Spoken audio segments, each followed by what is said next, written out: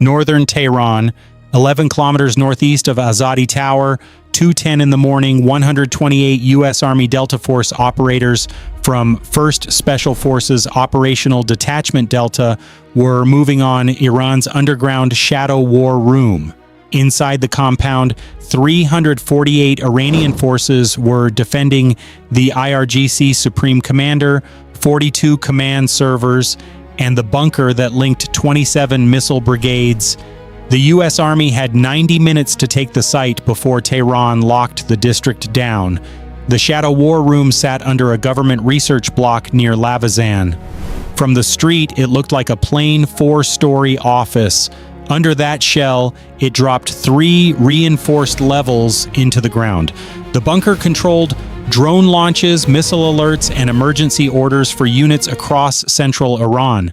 Iranian forces believed no small raid could break it. They had 3 outer checkpoints, 2 anti-vehicle trenches, 14 camera towers, 6 electronic jammers, 4 blast doors, and 348 guards split between surface troops and bunker security. The compound mattered because the IRGC Supreme Commander had shifted there after earlier strikes hit command sites in other provinces. He was expected to stay 2 hours, review live targeting plans, and move before dawn. Iranian forces thought the move was safe because traffic around the district stayed light. Nearby barracks could send help in 25 minutes, and the bunker roof could resist a GBU-31 JDAM. They were ready for missiles. They were not ready for a fast U.S. Army ground assault that aimed to capture, not just destroy. The assault plan broke the U.S. Army force into 4 parts. Alpha Element had 34 Delta operators and 2 combat dogs. They would cut power at the north utility gate, breach the surface control block, and clear the stairwell to level 1. Bravo Element had 30 Delta operators and 4 breachers. They would hit the west motor pool, destroy the quick reaction vehicles, and open a route for heavier weapons. Charlie Element had 36 Delta operators and 2 signals teams. They would enter from the east loading tunnel, seize the server room, and isolate bunker communications. Delta Element had 28 Delta operators and the capture cell. They would come through the south drainage access, reach level 3, and take the IRGC Supreme Commander alive. The assault started at 2:12 in the morning. 2 small drones passed over the compound first. They marked 11 roof sentries and 3 moving patrols. Then Alpha cut the north fence with det cord and slipped through the service lane. Bravo fired 2 suppressed shots and dropped the west tower guards. Charlie placed a linear charge on the loading tunnel hatch. Delta crawled through the drainage run with MK18 CQBR rifles held above black water. 4 directions moved at once. Iranian forces heard 3 separate breaches in less than 12 seconds and thought the first blasts were an internal accident. Alpha hit the generator shed with thermite and shut down half the lights. Bravo sent an AT-4 into the first armored truck before its engine started. Charlie blew the hatch, rushed the tunnel, and dropped 6 bunker guards with M4A1 SOP Mod 2 carbines. Delta reached the lower grate, cut it free, and entered the storm passage under the south wall. At 2:14, the first radio calls from Iranian forces were already colliding. 1 guard post reported saboteurs. Another reported a vehicle fire. A third claimed the east tunnel had collapsed. The command net jammed with noise, and the surface officers sent 41 men in the wrong direction. U.S. Army Delta Force used the confusion in the first 4 minutes. Alpha crossed the courtyard in pairs and hit the control block. A PKM machine gun opened from the 2nd floor. An Alpha gunner answered with an MK48 Mod 0 and chewed through the window frame. A breacher ran to the locked steel door, fixed C4 to the latch, and blew it inward. Alpha climbed the main stairs. Bravo split at the west sheds. One team laid fire with an M249 SAW. The second team moved to the fuel point and destroyed 3 utility trucks with thermite grenades. Charlie took the tunnel bend, found a welded cage gate, placed a shaped charge on the hinge line, and pushed through smoke and sparks. A Delta stayed low in the drainage corridor and reached the bunker foundation.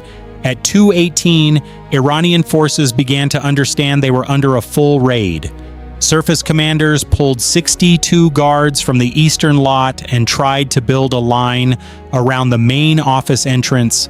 That gave Bravo a target. A Bravo marksman with an MK11 Mod 0 dropped the first officer at 146 meters. The second officer ran for cover. A Carl Gustav M3 round smashed the sandbag wall beside him and broke the line before it formed. Alpha reached the second floor and cleared 8 rooms in less than 2 minutes. 2 Iranian forces fired AK-74 rifles from the records office. Alpha answered with short bursts, crossed the doorway, and took the room. The stairwell to level 1 was behind a card-locked door. A breacher cut the reader with thermite, forced the frame, and got the stairwell open, and Charlie pushed deeper through the loading tunnel. Iranian forces rolled a steel cart across the passage and stacked crates behind it. Charlie did not stop. An operator slid a charge under the cart, blew the barrier apart, and led the team through with flashbangs. 4 guards fell back to a cross corridor and opened with a DSHK set on a low mount. The first burst ripped concrete from the tunnel wall. Charlie answered with 2 grenades and a hard rush on the gun. 1 Delta operator was hit in the shoulder and kept moving after a quick bandage. The DSHK crew went down. Charlie turned right and reached the cable trunk that fed the server level. At 2:22, Delta element hit the first real block underground. The access hatch under the south wall opened into a narrow valve room. Beyond it stood a sealed blast door with 4 locking bars. Delta had planned for that. 2 breachers wrapped date cord across the center seam, fixed a shaped charge on the main wheel, and blew the mechanism apart. The door bent inward but did not fully clear. A second charge hit the lower hinge. The gap opened wide enough. Delta moved through one by one into a service hallway leading to level 2. Iranian bunker guards were waiting there with 2 PKM machine guns behind overturned desks. Delta fired low, used a flashbang, then sent a pair forward with ballistic shields. The shields took 9 hits. The lead pair closed the distance. A burst from an M4A1 SOP Mod 2 killed the first gunner. The second crew tried to pull back. A grenade ended the position. By 2:26, the raid had split the compound into 4 isolated fights. Alpha owned the control block and pushed down the stairs. Bravo owned the west yard and set an M24 OB machine gun to cover the north road. Charlie cut the first communications bundle with thermite and saw screens in the server room blink dark. Delta drove toward the command floor below. Iranian forces reacted in pieces. 23 guards tried to retake the generator shed and ran into Alpha crossfire from the roof edge. 17 more rushed from the prayer hall toward Bravo and were caught by the M24 OB and a second MK48 Mod 0 firing from the tire wall. The quick reaction force inside the compound never formed. Each group moved alone. Each group got hit before it linked up. Weapon choice shaped the fight. The MK18 CQBR worked in the narrow halls where a longer rifle slowed movement. But the M4A1 SOP Mod 2 gave better reach across offices and stairwells. The MK48 Mod 0 kept pressure on windows and alley mouths. The Carl Gustav M3 broke cover that rifle rounds could not. Thermite killed power and radios without wasting time on big blasts. Iranian forces leaned on AK-74 rifles, PKM guns, RPG-7 launchers, and 2 ZU-23-2 anti-aircraft guns turned flat for ground fire. But those heavier systems needed clear lanes, and the U.S. Army kept attacking from new angles before the gunners could settle. At 2:30, Alpha reached level 1. The floor held map rooms, signal racks, and a watch center with 19 staff officers.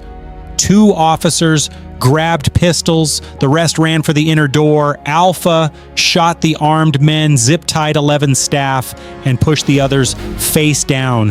When operator threw a jammer pack onto the central desk and cut the room off from outside calls. 30 meters away, Bravo moved from the motor pool to the west lobby. Iranian forces had stacked file cabinets against the glass doors. Bravo fired an MK18 grenade launcher through the side wall instead. The blast blew the cabinets inward.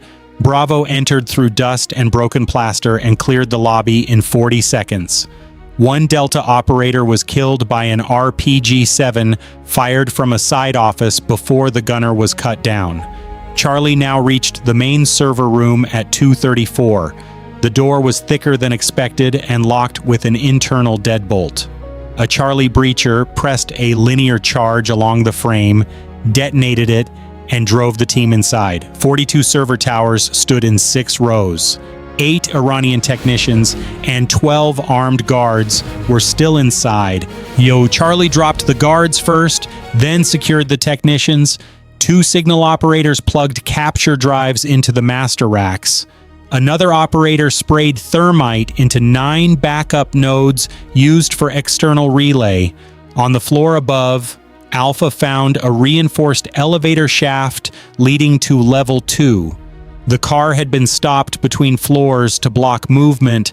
Alpha attached a rope line down the shaft, cut through the top hatch, and sent 6 men into the gap.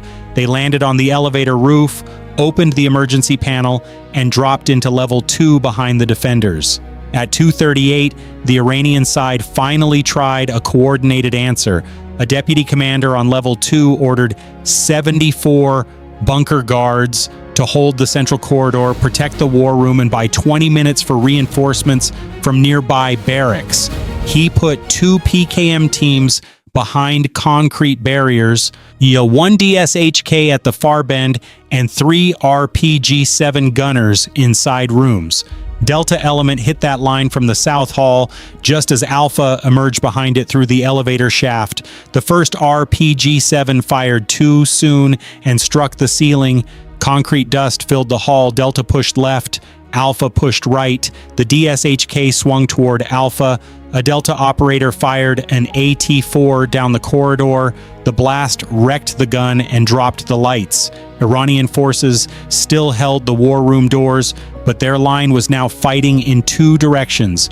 U.S. Army Delta Force pressed the gap. Delta used 2 flashbangs and rushed the first barrier. 3 Iranian forces tried to fall back through a side archive room. Bravo, now pushing down from the west stairs, met them there and ended the retreat. As Charlie came off the server floor with 12 operators and turned into the central corridor carrying extra breaching charges. At 2:42, all 4 U.S. Army elements were finally inside the bunker system. That was the moment the defense began to break. Iranian forces still had one major advantage. The war room itself sat behind 2 blast doors and a last security hall covered by overhead cameras and firing slots. Delta attacked the first door with C4. Bravo rolled a shield cart forward from a maintenance bay. Alpha fired through the camera housings and blinded the defenders. Then Charlie sent a small drone under the smoke. The feed showed 9 guards on the far side and 1 officer trying to close the inner door.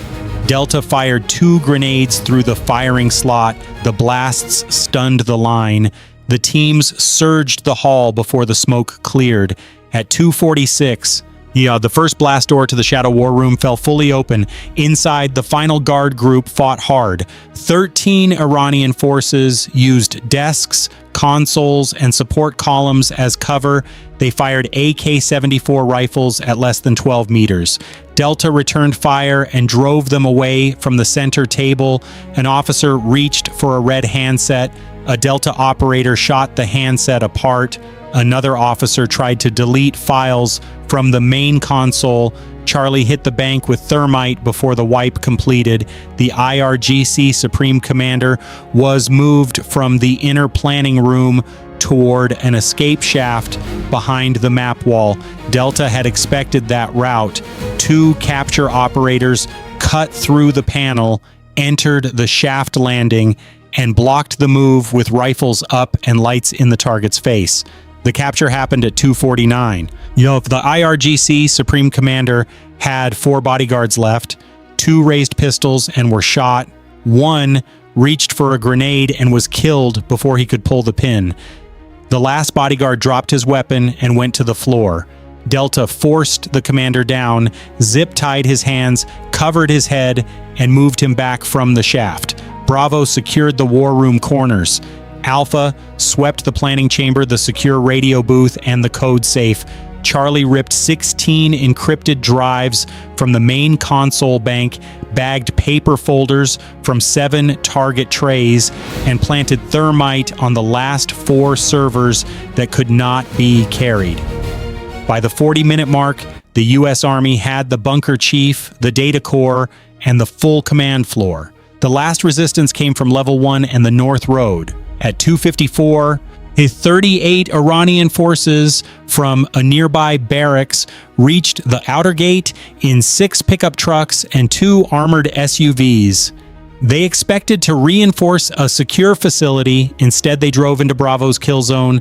The M24OB opened first. At 2:58, they searched the inner rooms and found 3 sat phones, 11 coded notebooks, 2 hardened laptops, and 1 vault with cash reserves and seal sets. A demolition pair placed charges on the escape shaft motor, the backup comms cabinet, and the internal camera hub. Alpha escorted 19 detainees to the surface stairwell. Bravo shifted 8 captured technicians and 11 staff officers into flex cuffs near the west lobby. Iranian forces still fired scattered shots from the east wall, but the command chain was gone. At 3:04, the demolition charges blew, the escape shaft collapsed. Now, Iran believed the Shadow War Room could survive air attack, signal jamming, and any fast ground raid long enough for reinforcements to save it. What actually happened was that 128 U.S. Army Delta Force operators cut it apart in 90 minutes, captured its highest target, and left before the district could close. Iranian forces had concrete jammers, blast doors, and 348 defenders. What they did not have was 128 U.S. Army Delta Force operators willing to take an underground command bunker apart room by room.